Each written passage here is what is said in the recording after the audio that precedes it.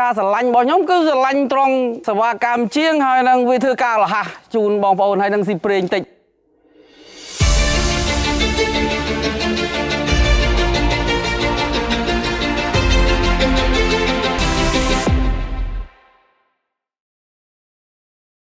បាទជំរាបសួរខ្ញុំបាទឈ្មោះ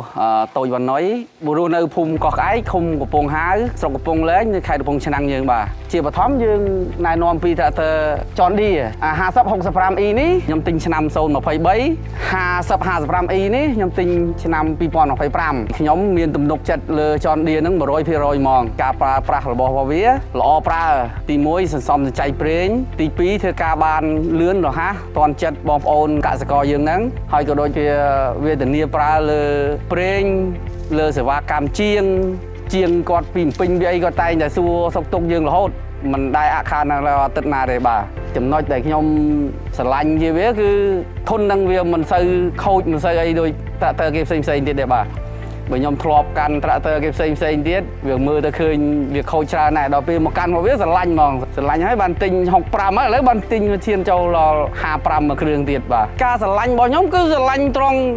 សេវាកម្មជាងហើយនឹងវាធ្វើការរហ័សជូនបងប្អូនហើយនឹងស៊ីប្រេងតិចគ្រឿងបង្គុំរបស់វាហ្នឹងគឺមាំទាំល្អហ្មងមើលផាលមើលប៉ែលហើយនឹងពងមុខវាល្អប្រើរបស់គេមែនសេវាកម្មជាងហ្នឹងគឺល្អមែនលេខ1សេវាកម្មជាងម៉ាស៊ីនតាំងពីខ្ញុំទិញមកមិនដែលមានធ្វើទុកអីទេយើង2023រហូតដល់26នេះវាចូលប្រហែល3ឆ្នាំហ្នឹងណា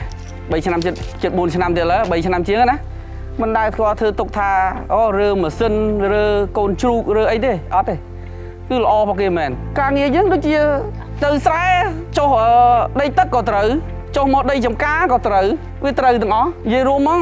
រាល់ការងារដែលប្រជាពលរដ្ឋតម្រូវការយើងធ្វើបានទាំងអស់អត់មានប្រកាន់ថាដីផុកដីទឹកដីគោកដីអីទេគឺស្អាតទាំងអស់គឺវាមករិចកំងហ្មងបាទជាទូទៅខ្ញុំប្រើនៅក្នុងភូមិហ្នឹងភាគច្រើនដែរដោយសារខែនេះយើងតំបន់2ខែខ្ញុំវាអត់ទាន់បានធ្វើទេខែនេះយើងរត់ឡើងមកលើមកខាង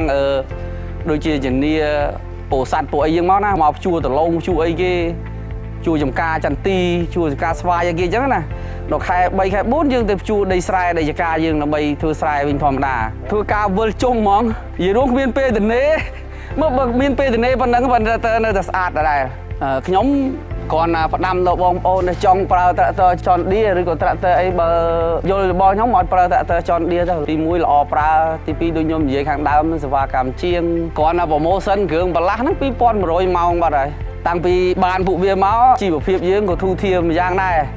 យើងរកទៅបើមិនបានសល់ទេក៏យើងបានសល់តិចតួចយើងចេះប្រម៉ូទទិញដីទិញអីយើងគ្រាន់បើកម្រៃយើងគ្រាន់បើតាំងពីបានវាមកបើទិញដីបើខ្ទង់ប្រហែលជា4ប្លង់5ប្លង់ណាមួយប្លង់មិនក្រោមពី10000ទេប្រហែលជា4ហាត់5ហាត់មួយហាត់មិនក្រោមពី10000ជាងណាបើបងប្អូនណាដែលគាត់ចង់តម្រូវការត្រាក់ទ័រ